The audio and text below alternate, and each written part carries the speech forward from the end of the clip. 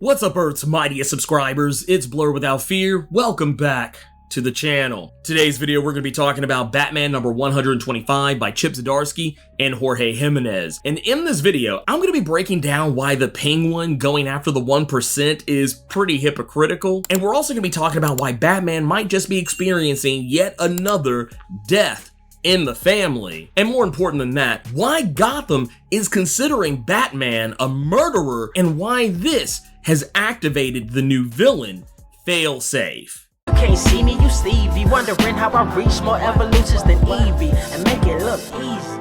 This book comes straight out of the gate swinging when it comes to setting the table for what is going to be Chip Zdarsky's Batman run to come. We know that Batman and Catwoman's relationship is still in a very weird place as we see that Batman is separated from Catwoman and that she's clearly seeing other people and Batman is just doing his normal brooding thing. We also discover that one of his closest friends that we've never really, I think, ever heard about until just now, has been killed, and it's put Batman in a really weird place. We also know that Batman is no longer a billionaire. He's lost a lot of his money as a result of the Joker war from last year. He's struggling with trying to maintain a dual identity. He's not going out as Bruce Wayne as much anymore because the other elites in Gotham don't really see much of a need to invite him to anything anymore because of the fact that he isn't as rich as he used to be. He's become persona non grata among the rich elites, so he just spends more time as Batman now more than anything else, which would also do a really good job explaining how he's always in so many different comics, just doing so many different things, as opposed to how it used to be where he was trying to do both and still outputting the same amount of work. But what kicks this book into gear is the Penguin. The Penguin is, for whatever reason, going after the rich elite, saying that, the people who were born with silver spoons in their mouths, they are the problem with Gotham. And it's funny to me because Penguin was born with a silver spoon in his mouth. He came from money. And while he didn't come up through the ranks of the elite the way others did, he still hates the elite because they spurned him. Those who were born into money, same as him, they got more out of it than he did. They were accepted by the other rich elite, unlike himself, and even though he comes from money, he still had to scrape and claw to build everything that he's ever had. This is something that I find interesting, the idea of a rich person trying to tear down other rich elites and trying to act like they're a man of the people. This is something you see in modern day politics. This is a thing that happens all the time. You see rich politicians, people like your Tucker Carlsons, your Sean Hannitys, your Dave Rubins, your Candace Owenses, they try and make you think that they're just like you, just in the muck and the mire, trying to build up something, and you're trying to pull yourself up by your bootstraps. And yet, at the same time, they're complaining about, the so-called rich elites when that's exactly what they are. They try and pretend that they're not the people they're telling you to hate, or the people they're telling you to ignore. It's pretty much the whole Wizard of Oz thing. Don't look at the man behind the curtain. Just focus on me telling you how you should be living your life. That's basically what Penguin is kind of doing here, though he's trying to make it seem as though it's all for altruistic reasons, when in fact, he's just trying to get one over on Batman. Now, he doesn't know that Batman is Bruce Wayne. However, he has surmised that Batman is one of the rich elite. And though Batman does actually quickly come up with a plan to thwart what Penguin is doing, it's not quite as simple as that. There were more moving parts to this plan than even Bruce had imagined. The fact that Clayface was actually the one going out there into the world and carrying out Penguin's will. Meanwhile, Penguin is dying in a hospital. We literally see a nurse say that he only has one more day left at best. And when Batman confronts him about this, he pops a cyanide pill and presses the call button for the nurse to come check on him, and just like that, Batman is painted as a murderer, when in fact he's actually trying to save his life, but everything just kind of looks bad. Now, Batman's not so much worried about this because, as he says, this is all going to work itself out. The people are going to realize that this wasn't what they thought it was, and for right now, it's working out for him because the criminals think that Batman has lost his whole ass mind, is now killing people, so they're backing off. This is bad news for Batman because not only has he been painted as a murderer, there's also something that has been activated. Now, at the beginning of this issue, we saw that Alfred had caught wind of a beeping noise in the Batcave that he just kind of seemed to ignore, that it wasn't anything he needed to address, something that was hiding in one of the little crevices of the Batcave. And after Batman is painted as a murderer, that beeping noise, whatever it's connected to, activates activates. Something comes bursting out of the Batcave, something that's referred to as Failsafe. This is the villain that was teased and hinted at when Chip Zdarsky first was announced as taking over Batman. We don't really know exactly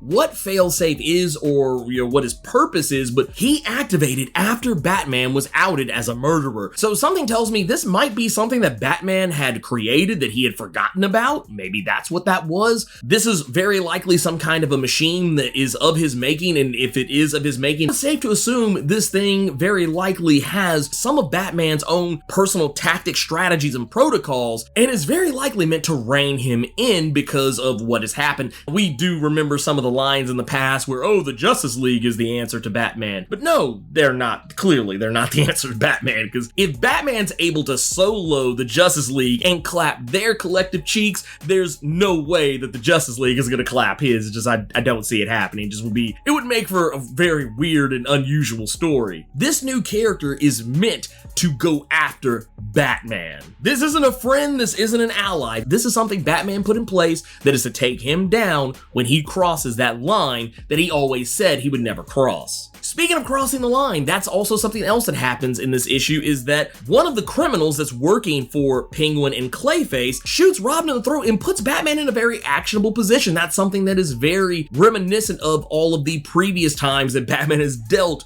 with one of his wards, one of his sidekicks, someone a part of the Bat family, either getting killed or nearly getting killed. We've seen him experience this with Jason Todd, with Barbara Gordon, in the case of a near fatal accident. Batman has a history of the people closest to him either getting killed or almost getting killed. Batman was actually able to rush him to the hospital and get him the help and care that he would need to help save his life. But this is actually something that I felt was important, because we gotta remember, if you go back to Death in the Family, when Jason Todd was basically beaten to death and blown up, the difference this time is that Batman has a chance to actually legitimately save Tim Drake's life. He does rush him to the hospital, he takes him out of the costume, puts him in a change of clothes so that way people don't know his secret identity, and he is actually able to get help, and this doesn't compromise the mission, but it does say a lot about Batman that he was more worried about protecting the mission than protecting Tim, which is interesting to me. I guess it's because he's had so much practice. I don't feel like Tim is going to be the only one to fall. We do see at the very beginning of this book that the three Jokers that were teased in the solicits, this was apparently a nightmare that Bruce was having about, the three Jokers that we've seen in the past, though these look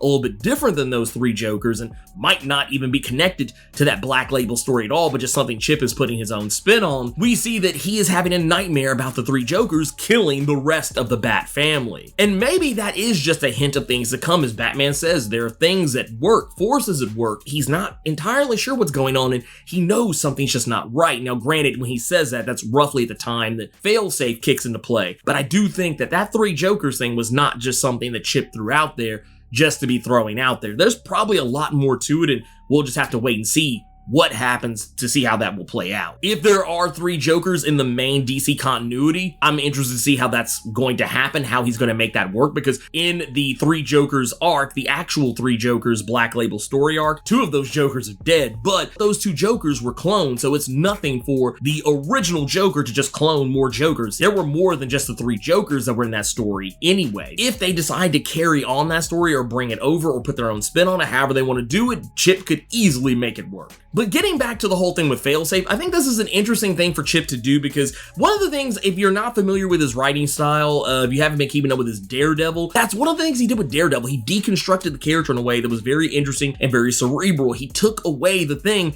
that made Matt Murdock as Daredevil an imposing threat in Hell's Kitchen. He put him in a position where he had to be held accountable for his actions when he accidentally killed someone. And having Matt Murdock, with a crisis of conscience, decide to put himself at the mercy of the criminal justice system. Chip Zdarsky is doing the same thing here yet again, and rather than having Batman at the mercy of the criminal justice system, he's putting him at the mercy of what I think is one of his own creations. I'm curious to see where this goes. There's a lot of little interesting things going on here, and there is another story going on at the back of the book that involves Catwoman that kind of seems to be more focused on the aftermath of Penguin's death. She ends up running into the underbroker and the executor, or you could say executor, but technically I think in this case he's the executor, just considering his demeanor and his operation as, basically being the guy who kind of carries out what the underbroker is trying to do. But the whole deal with the executor trying to put Catwoman on the task of hunting down Oswald Cobblepot's 10 children that no one knew about, well, except for the executor, obviously. I don't really know where that story is ultimately going to go. It wasn't the one that held my interest as much as the core story, but I kind of feel like this is going to be something that's going to play out more maybe in Catwoman, or maybe they'll continue this plot